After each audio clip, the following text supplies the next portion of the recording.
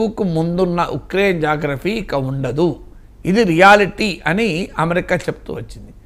కాదు, మా సావర్నిటీ సార్వభౌమాధికారాన్ని కాంప్రమైజ్ చేసే ప్రసక్తే లేదని జెలెన్స్కీ చెప్తున్నాడు.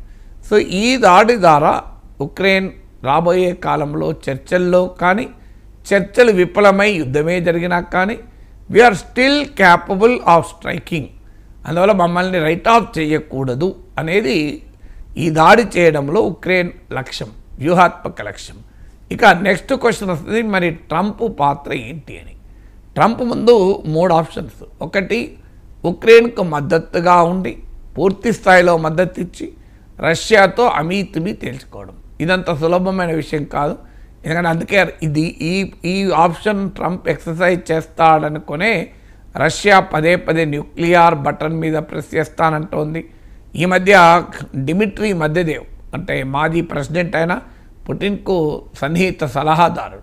సో డిమిట్రీ మెద్వెదేవ్ అయితే ఏకంగా ట్రంప్ అన్న మాటకు రెస్పాండ్ అయ్యాడు. ట్రంప్ ఏమన్నాడంటే really bad things will happen, అంటే crazy, Putin is becoming crazy, ఆ క్రేజీలో అనుకుంటున్నాడు, కానీ really bad things can happen అన్నాడు. దానికి డిమిట్రీ మెద్వెదేవ్ అన్నది నిజమే, బ్యాడ్ థింగ్ అవుతుంది, ఆ బ్యాడ్ థింగ్ ఏంటంటే థర్డ్ వరల్డ్ వార్ అన్నాడు.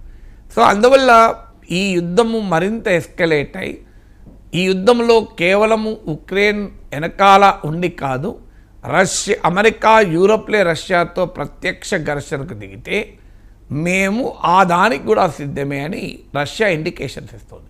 అందువల్లనే ట్రంప్కు ఈ ఆప్షన్ ఎక్సర్సైజ్ చేయడం చాలా ఇబ్బందితో కూడుకున్నది. అంటే ఉక్రెయిన్కు పూర్తి మద్దతు ఇచ్చి ప్రత్యక్ష యుద్ధంలో దిగడం.